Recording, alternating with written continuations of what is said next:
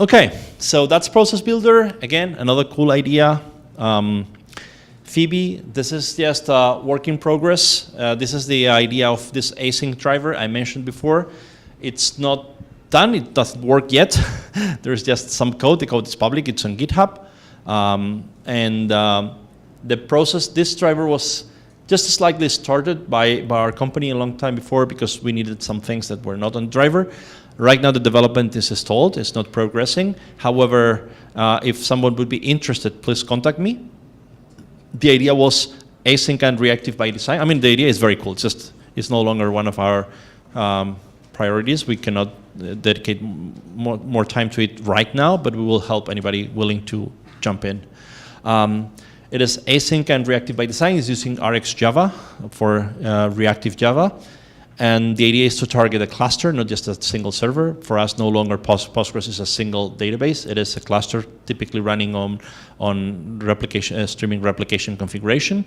So the idea is that you could say, I want to throw this query to the first available read replica, or commands like that. It uses netty for network I/O and also off-heap I/O as much as possible, which means that garbage collection is kept very, very low. It also, we wanted to implement some features that have been requested, like Unix domain sockets, logical decoding, query pipelining, which is possible with the protocol, Postgres protocol, but not with the JDBC driver. Query pipelining is basically, I will throw 10 queries and then wait for the results of those 10, but not I will throw one, wait for the result, throw the second, wait for the result. If those queries are independent, I don't need to wait for the result. But you cannot do that with the current driver, for example. This is kind of the design of the API looks like. It's Fluent style. It is supposedly to be very simple to use. Like, for example, I want to create a Postgres client. It's going to connect to 2 servers. The first one, IP version 6, localhost.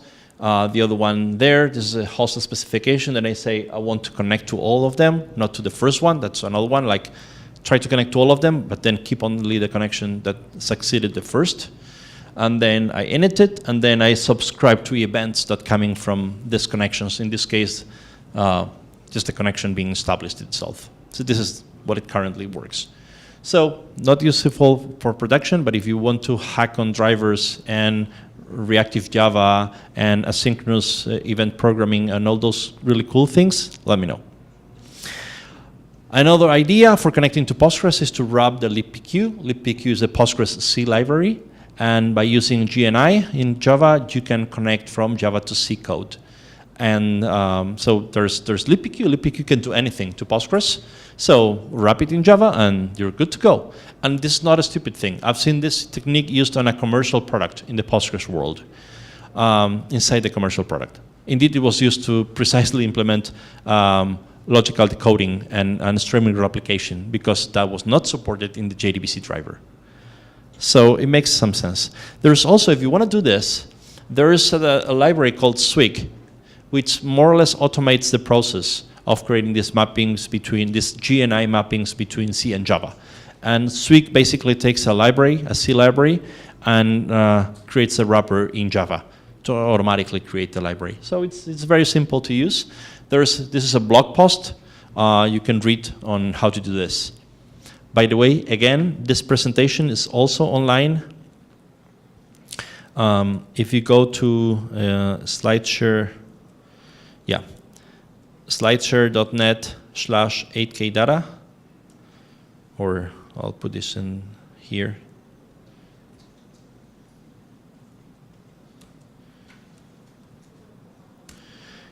Here's the latest presentation there is this presentation, just in case. So in this, in this blog post, you can also check how this works. And finally, the latest option for you to connect is to, well, open a socket and talk to Postgres. It's not super difficult to do, but of course, well, you know, it's fun. So the protocol, Postgres protocol, is called the Phoebe protocol, front-end, back-end protocol. It's very well documented, and just, you know, open a socket and speak the bytes, and you'll talk to Postgres. All right.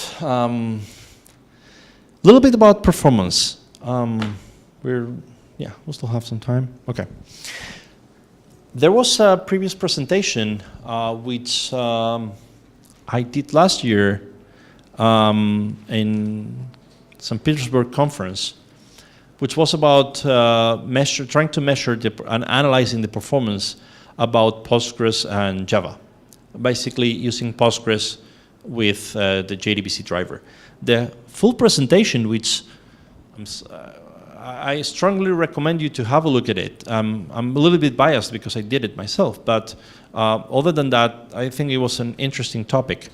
And again, if you go to the same address, if you go to slideshare.net/8kdata, but not this one, not this last one, you'll find this presentation here.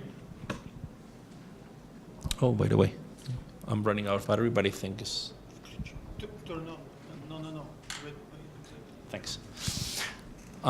If you look for all presentations here,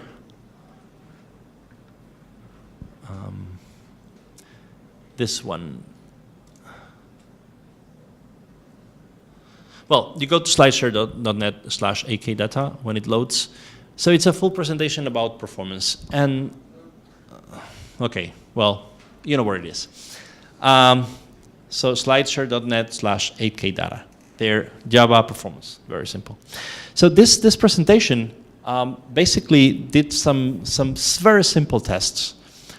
In this case, they were running in a loop, and we were using JMH with a black hole to basically avoid the JVM to perform optimizations on the code, so really making sure that it's talking to the database, and measuring the performance of very, very simple queries, like over a large data set. Like, for example, here's a data set of, I don't know, it was 100 million rows or 10 million rows or something, and give me this integer column number, or give me this three columns of this data set. And bring over all the data, because we wanted to also to measure what is the cost of serializing data over the wire. However, we're running on localhost just to avoid any performance overhead of the network. And Java, as I said, as you know, don't use Unix domain socket mechanism. yeah. In simple query, it can increase performance by 20%. Absolutely. Absolutely. So that's one of the things that we wanted to measure. If you would use Unix domain sockets, the performance would be better because we're avoiding all the TCP part. But we wanted to measure that because people are typically using Postgres through the JDBC driver. So this overhead, I'm not saying that this overhead comes only for the driver. It comes for the driver and TCP and all the other overheads that you may have. But what was surprising, this study that we did, is that the overhead was significantly higher than we expected. You can see here there were this is 6 example of queries performed, and we tried to measure the time it took for the Java program to complete, measured by JMH, the de facto standard for measuring microbenchmarks in Java, and the time it took to the database. To measure the time it took for the database, we used the extension called PGConfRu statements that allows you to record the query execution times at the server side, and then measuring the time at the Java and computing the difference. And this difference was very, very significant. Like, for example, just returning 2 columns, one integer and one string, resulted in an almost 50% difference in execution time. So where this overhead comes from? And one of the conclusions, again, I'm not going to get into this talk, I just want to point it to you to it and check it later on if you want to, is that serializing and deserializing data, it is very expensive, which was expected. What do I mean by serializing data? Where in Java application, you have a POJO. You have an object, it has an integer column and a text column and a string column, right? And when you read this or write that, it doesn't matter, to Postgres, it has to be encoded into the Postgres protocol. And the Postgres protocol dictates that the bytes follow byte order network order, and they are converted to bytes or to integers in this encoding, and they go like that. That transformation, it is very expensive. even though it doesn't look like. Needless to say, if you use a type like JSON, which gets converted to a string, you can see the difference. The green bar is Java, the blue one is Postgres.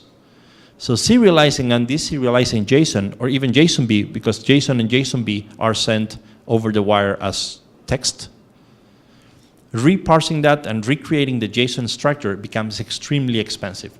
We've seen up to 120% overhead. So Java program took a little bit more than twice than the Postgres database took to execute the query. So this means that there's a significant overhead for using the driver, not because the driver is bad, just because there is some costs. The only way to fix this cost would be to somehow run the code together with the database, such that the memory space would not need to be copied over, that you could collocate your code with the database. And so there would be no transformation, because here, if you think about it, Postgres has the data in memory in shared buffers, in Postgres representation. Java has memory in Java heap, typically, in a given representation, in your objects representation. And then you're serializing this typically to text. And this serializing process takes some time, and then you're sending over the network, here's localhost, and then you're deserializing from text to whatever representation. That creates a lot of garbage. Garbage collection here was very significant, and creates, again, serialization costs. They were really high. And so if you want more details, here you have this presentation. It's very interesting. What else? Another facts about performance. This comes from another presentation I would recommend you to. It was done a few days ago by Dave Kramer, the original creator of the JDBC driver. And he was talking about performance. And one of the characteristics that you can set for the connections are the fetch size. The fetch size is basically when I do a query and I'm expecting results, how many results do I ask the server for in batches, right? So the fetch size typically, as you can see, this is query time, so less is better.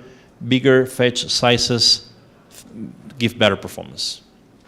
If you want more details, go to this Dave Kramer presentation. He did that at a conference called Scale in California a few days ago. More. There's typically 3 methods for performing insertions in Postgres. There's a insert, one insert at a time. There's a multi-valued insert, where you, in a single sentence, single statement, you execute more than one value, more than one row, multi-valued insert, or the copy method that I mentioned before, that it's the import-export mechanism for Postgres. And if you compare the performance of the 3, the single insert, it is very, very, very slow. And surprisingly, the multi-valued insert is very fast, almost as fast as copy. So even though copy was meant to be the most optimal way of importing and exporting data for Postgres, and it's still the most flexible one, because it lets you, for example, import and export very easily CSV, for example, comma-separated values. The multi-valued insert, it performs very well. So, you know, again, more details. This also comes from this Dave Kramer's presentation, which I recommend you also.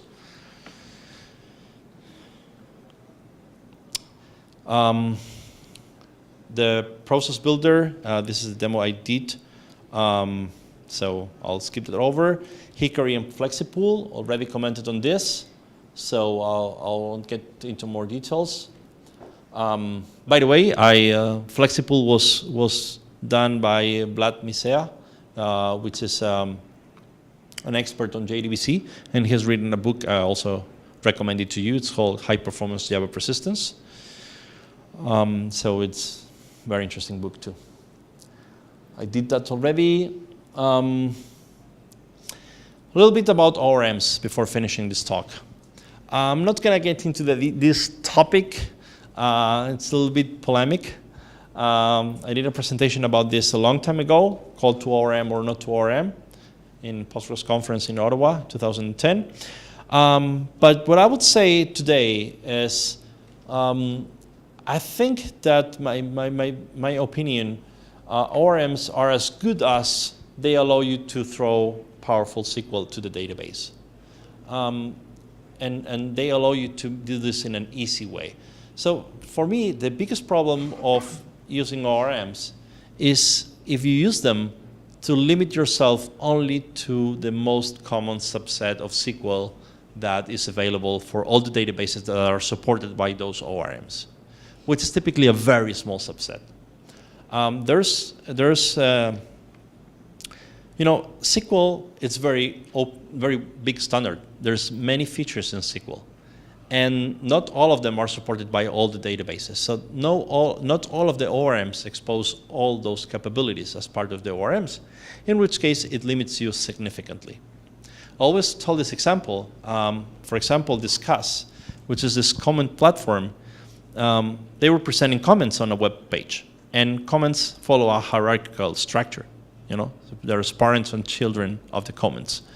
The way you do this on a relational database, typically to represent the hierarchy, is to join the table with itself, to do a self-join. And you keep one column with the ID and one column with the parent ID, and so you do recursive application code that will perform n number of queries to represent the whole hierarchy. However, Postgres has, for quite some time already, recursive queries. So with just a single query, you can traverse and generate all the data to represent these comments in a single query, in a single round trip to the database. I've mentioned already how expensive it is to serialize and deserialize data. So just also the round trips pay a lot of execution time. So by using just these recursive queries, Discuss was able to increase the performance by 20 times.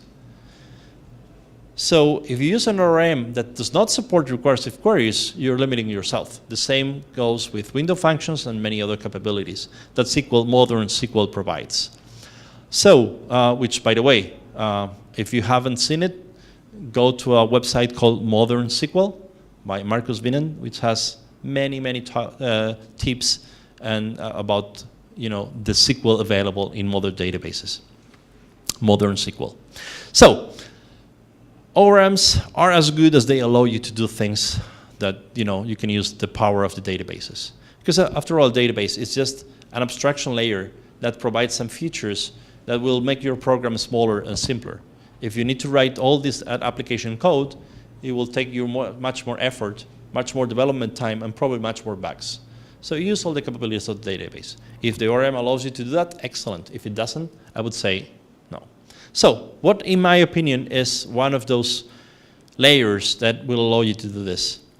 Because, it's not good to do this on your own. We were more or less trying at the beginning. And there's a couple of them. My favorite as of today, it's called Jooq, J-O-O-Q, which if you don't know, I also recommend you to check it out. JOOQ.org. And I will talk about that. There's one called MyBatis, which is also a good option. This is more like a mapping layer, so you basically specify a query, specify the objects to which they need to be mapped, and that's it, which is good. And I also have a demo. I'm not going to go through it because we're just running out of time right now. But there is also a demo of MyBatis on the source code of this tutorial. And then Jooq, which again is done by a Java champion. It's a great person and very talented guy, the one who's behind this project. And Jooq is basically a way to construct SQL with Java APIs. So you're going to use almost all the available powerful SQL in your database, but you're just going to use Java for constructing the queries, and it's going to be type safe, at least if you use static tables. So it's pretty good. It looks like SQL, but it's Java code, and it's very neat. So I really recommend it to you. And there's also a demo of Jooq in the source code of this tutorial. But again, in this case, I'm going to skip it because I want to finish the presentation right now. But it's very simple to use. So check it out on the source code of this tutorial. And last but not least, there's PL-Java. PL-Java is a mechanism for running Java code inside the database. like you do probably with PGCQL or PL Python or PL Perl. So there is PL Java, right? It is a little bit more complicated than that because PL Java needs to fire a JVM. This JVM runs inside the database, but it works, right? And the good thing is that PL Java, you can write your code as stored procedures that will run inside Postgres, but then the same code, it's just a very thin wrapper you can construct. You can run on your application side.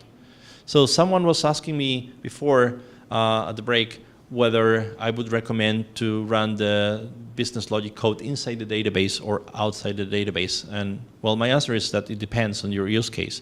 But if you use PL Java, you could switch between running your code on the application side or in the database very easily.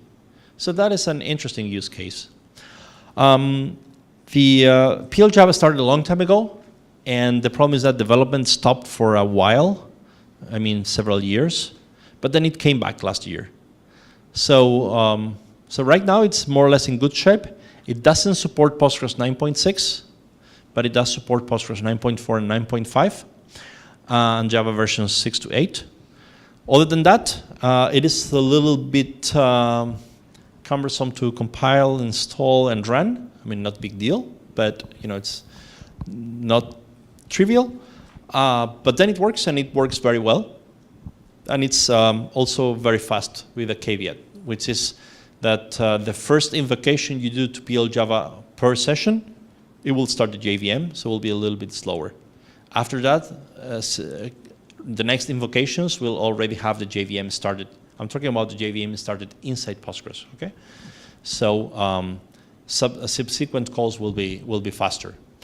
And the good news is that since it is inside the database, it communicates with the database by a non-existent channel. Indeed, what it does is wraps with GNI the calls to a Postgres internal API called SPI. Sorry for all the confusion, but basically what it means is that Postgres exposes an API, and this API, which is a C API, it is wrapped with Java. So internally it calls with Java APIs that are available internally in Postgres in C. So there is no connection real, even though it simulates being a JDBC driver, it doesn't go over the wire. And it's very efficient in that regards. And why PL Java would be cool? For example, there's some code that requires libraries that are available in Java because Java has a great ecosystem of libraries. And if you want to run that code inside the database, this is a good way of doing that. Or if you want to do some heavy data processing, which would be much more efficient to do inside the database and then ship a tiny amount of data, which is the result, versus shipping rows and millions of rows to the application server, then it's very good use for that. Also have a quick demo for it. I'm just gonna go very quickly over it for you to see it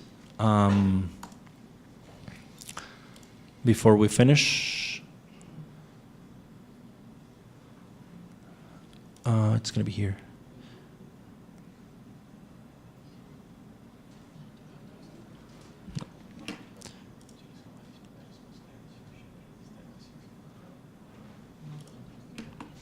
Again, this is also inside the demo, the source code available in GitHub. So what is interesting here, first of all, is you declare a dependency on the PL Java API. In order to use PL Java, you need to declare this dependency. This comes from the installation package. And from here on, you basically define some functions. And these are the functions you will have in your database. They are mapped to your database.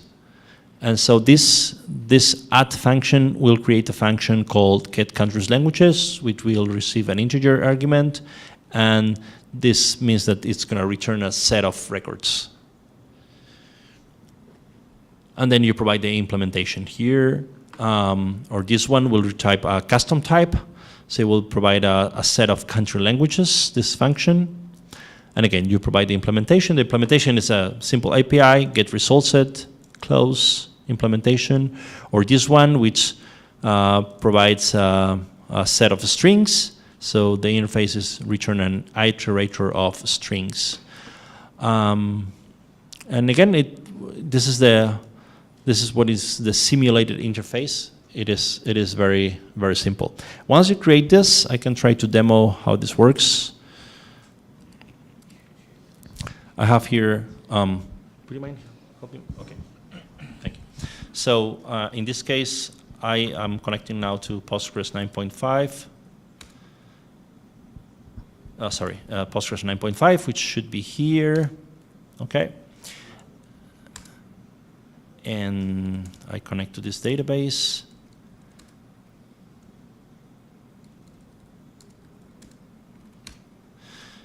So, for example, here I see that there's this function, for example, or this one. It exists here, and I can call this function. And if I call this function, which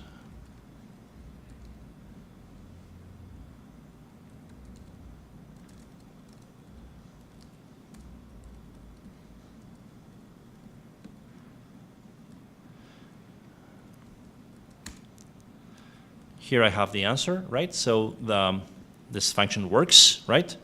And it basically returns a number of countries where the default language is spoken by more than 95% of the people. And this function has not been programmed in other than Java. And the code is what I was showing you before. So that's a general idea, so you can program that. Again, that was running Java. By the way, just to finish the demo, let me show you something else. So this query took 300 milliseconds. If I run it again, it took 9 milliseconds, 9 milliseconds, etc. 7 milliseconds. That's why, because the JVM was fired the first time to run this code, and then the JVM keeps started as part of the session. If I disconnect from Postgres and recreate the session and do the same thing, yes, of course, I need to connect to the correct database. So now if I execute this again, it will take again 300 milliseconds, and now it goes down to 7 milliseconds because this is a tiny data set. So this is the advantages and disadvantages of PL Java, but I think it's also a very good technology. And finally, there's this just more than a little bit more than a project draft. There is a project that we also wanted to leverage in our company called PGJ. And the idea is like something like PL Java, but more generic. So PL Java is very cool, again, because you're running inside the database, and it has many advantages. But PL Java can only write Java functions. And functions are something that get called when you call them, as I was doing from this demo, right? But it's not something that you could have something like running there already. Postgres has a really cool technology called background workers. And background workers are just processes that you can launch from Postgres, and they stay there running all the time, and you can do whatever you want from them.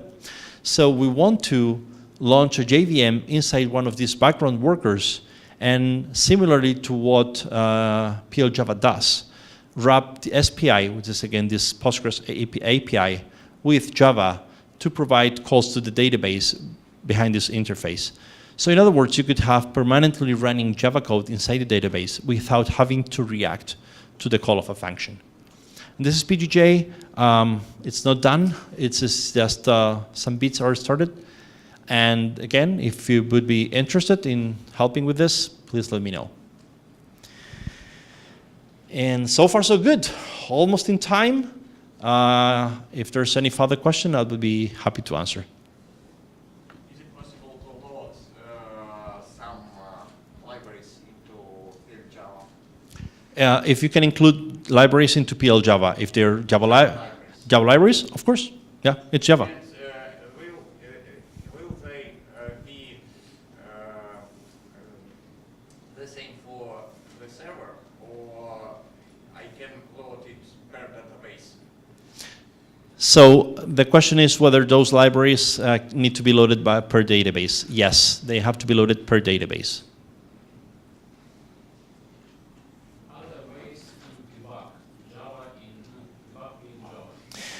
That's a different topic. It's not easy.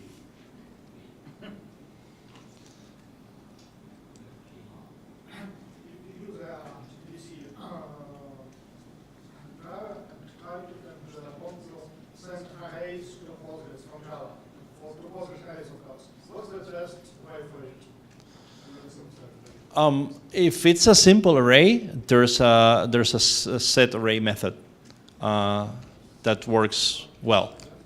Yes. Now, if you talk about array of custom types defined by you, you'll have some issues.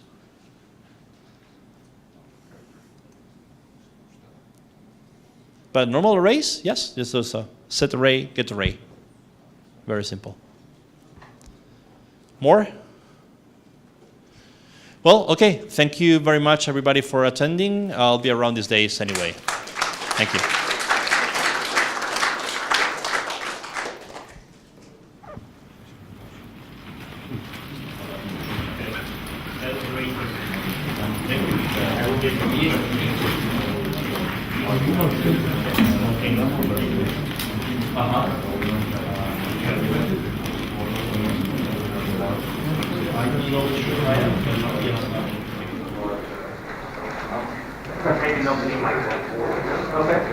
Thank you very much for being around.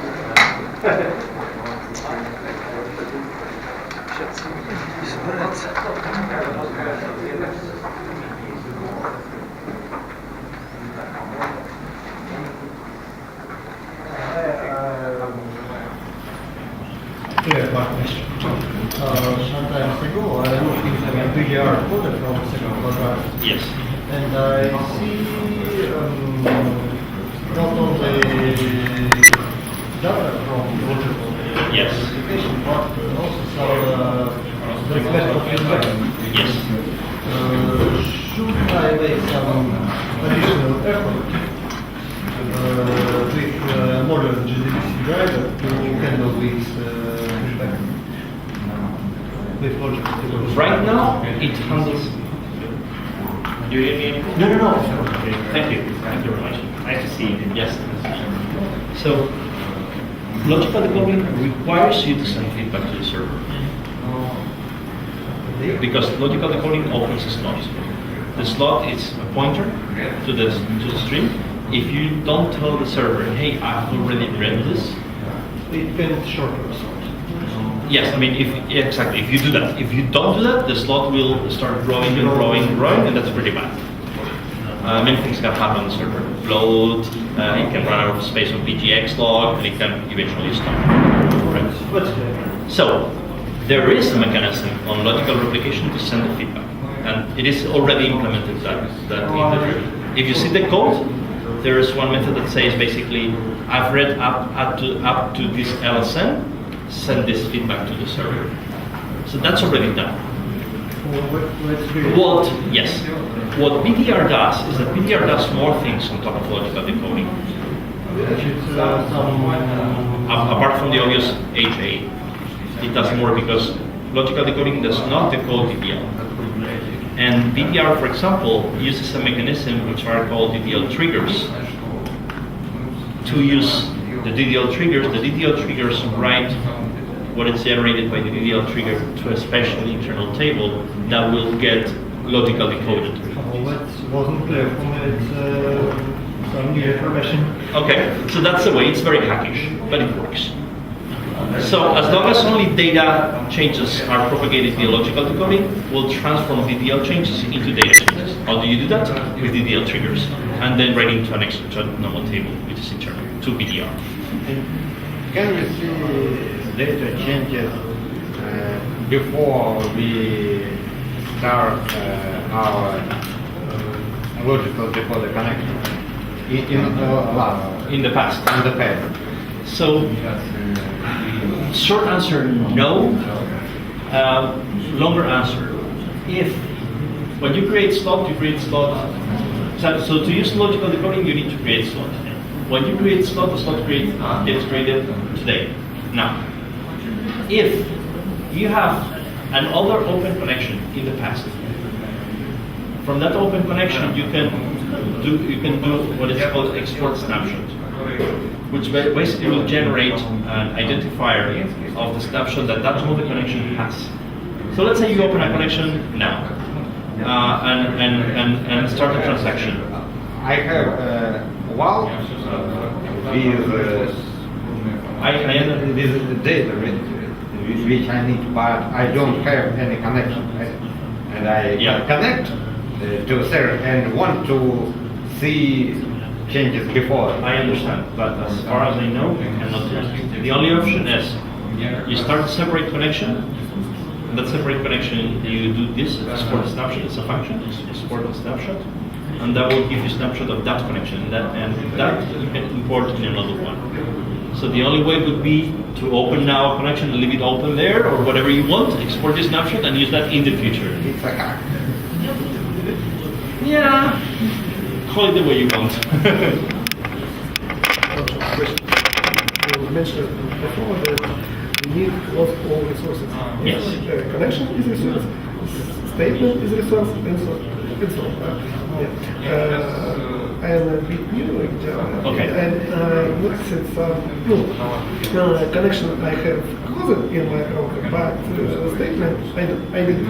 Okay. Yeah. And I noticed that I take more operation with Postgres, update data, and I have a master server, I have a standby server. If you close connection, you receive an error. No. It's master server, it's standby server. Operation, I have a Java program with 5 threads, which take some operation in the database, but I didn't close statements, close connection, but I didn't close statement. And I noticed that var blocks some delay with replication, about 10 hours. 10 hours? 10 hours. So 24 hours of program which works and process I data. understand. So basically, I can think can cause not closing statement connection this I don't think so. If you close connection, it's closed. Postgres close all the queries, all queries, yeah. Yeah. When you close connection, Postgres terminate the process and in server side. But why in your example you open so- connection, take statement, close Yes, connection. well, that's a good practice because first of all, you should not hold resources for more time than needed. So if that statement you're finished with it, you should close it because that's using some memory. Maybe you want to open some other statements. But typical process is you open a connection, within that connection you may do hundreds of statements. And you should be closing each of them. However, if you close a connection, you will close everything. But it's a best practice. However, that replication lag is too high. There's something wrong there. And I think maybe Very. It's not typical. Postgres replication lag is very small. You can get memory leak and graph. Yes. Короче, это не окажется, это не каждый день два, да, который мог скопиться, скорее по другим причинам, нежели